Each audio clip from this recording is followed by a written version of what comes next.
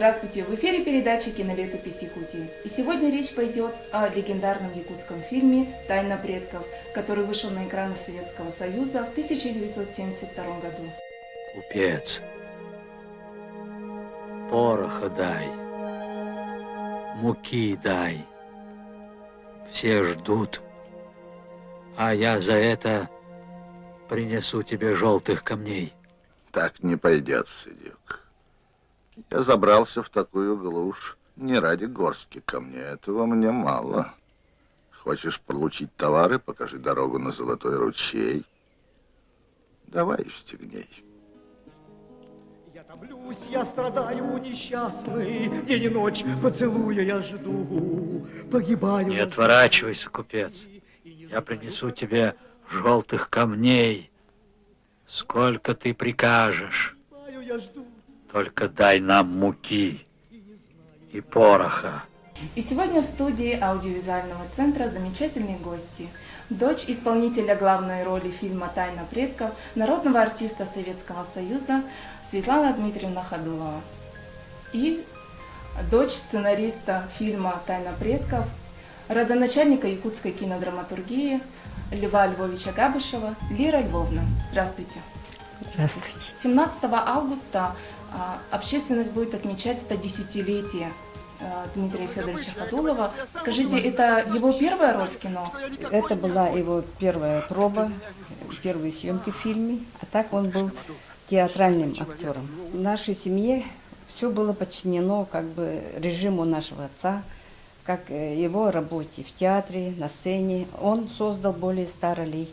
Когда съемки были в 1971 году, он уехал надолго, город Североуральск Свердловской области. Ну, были такие эпизоды, например, как когда он кидает большие камни голыми руками, закрывая Золотой ручей. И в это время было несколько дублей.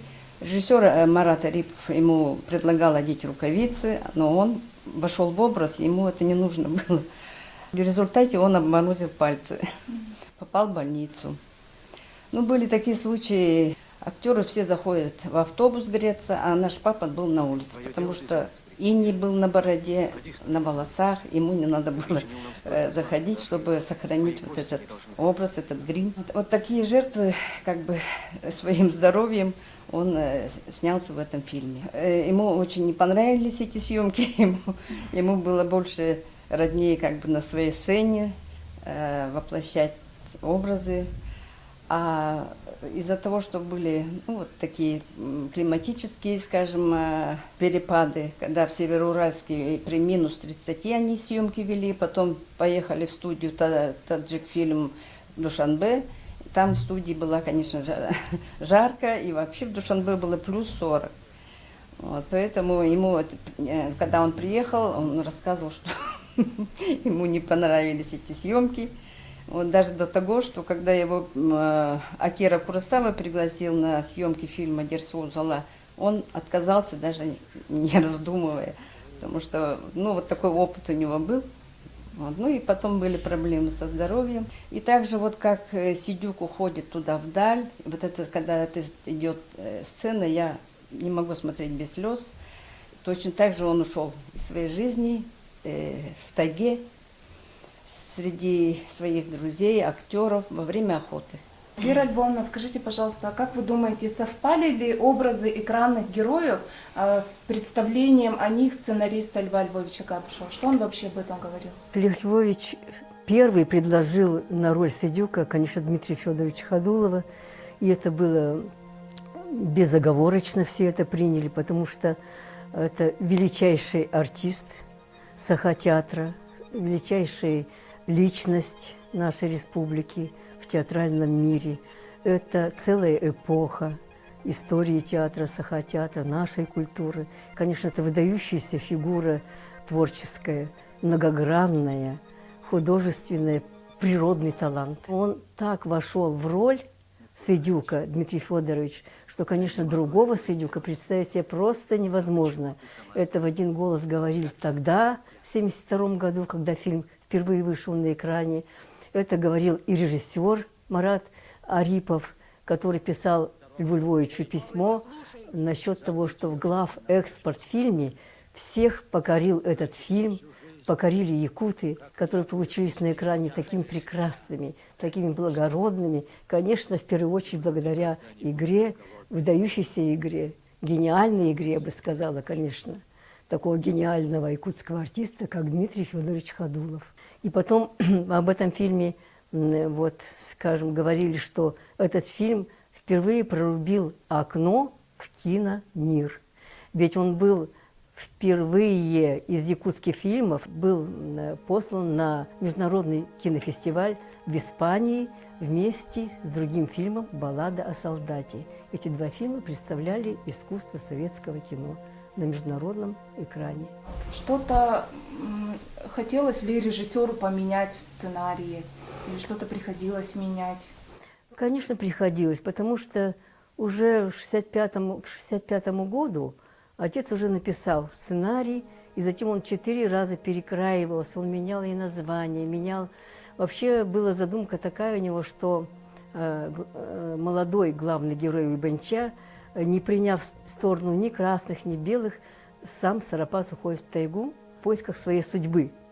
А режиссер, конечно, по тому времени, конечно, нужно было определяться, в какой герой, в какую сторону идти, или к белым, или к красным. Поэтому, конечно же, в конце они остаются с красными. В фильме это видно, ясно, финал об этом говорит, и последний кадр. Вот. Хотя это явно не показано, и не говорят там герои, не декламируют, не манифестируют. Вот.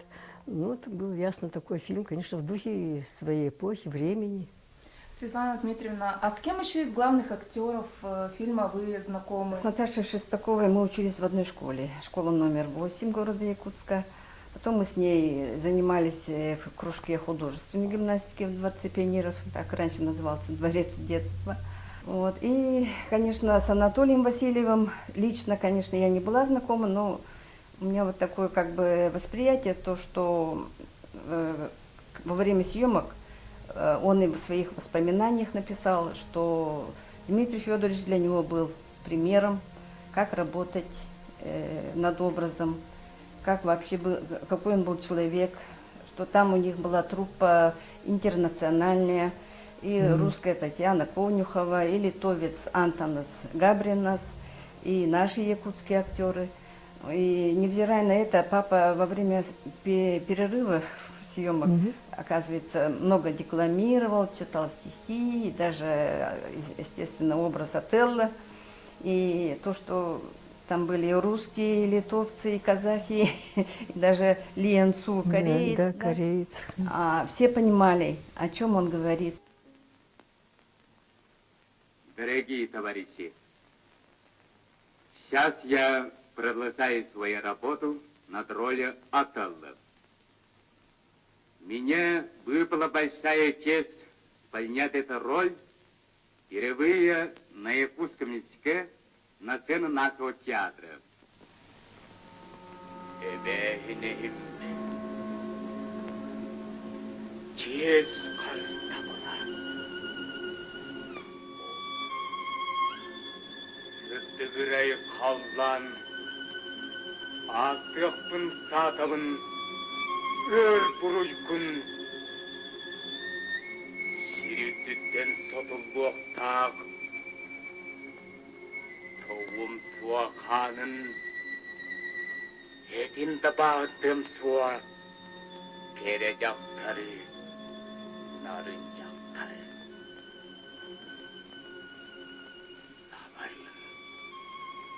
Чағыл сырты отын, маңнай чимечетін, онтон бетін. Своим талантом, своим обаянием вот, он, наверное, заслужил такое уважение к себе. Вот. Есть там такие съемки, когда во время перерыва он с Антонасом сидит. Недавно я узнала, что Оленёвский улус предоставил вот эти костюмы из меха.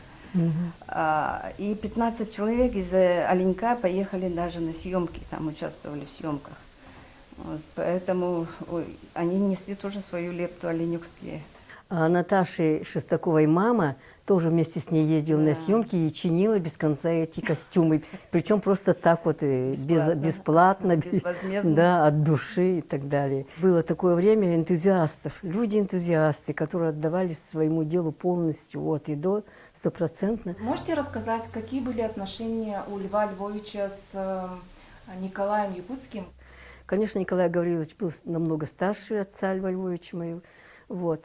Но они вместе были, как говорится, написали пьесу «Эл-Лар». Это тоже была в свое время знаменитая, известная пьеса, имевшая большой успех на сцене Якутского драматического театра. Виктор Савин, Петр Решетников, Марк Слепцов, Яков Кычкин. Были такие образы, конечно, это были комические образы, в которых, в общем-то, любил зритель эту пьесу, этот спектакль. И потом человеческая дружба продолжалась и после «Эл-Лар». Вот. И, естественно, вот «Золотой ручей» повесть укрепила их дружбу. И я думаю, что Николай Гаврилович был счастлив, потому что он единственный из писателей, из того поколения писателей старейшего, который удостоился экранизации своего произведения и увидел этот фильм. Вот так сошлись в этом году 3 юбилейные даты. 110 лет великому Дмитрию Федоровичу Ходулову, 50 лет фильму «Тайна предков» и 60 лет книге «Золотой ручей» Николая Якутского. Спасибо вам большое, Лира Львовна, Светлана Дмитриевна, за прекрасный разговор, за вашу светлую память о людях, которые внесли огромный вклад в культуру Якутии. А это была передача «Кинолетопись Якутии». Увидимся в следующем выпуске.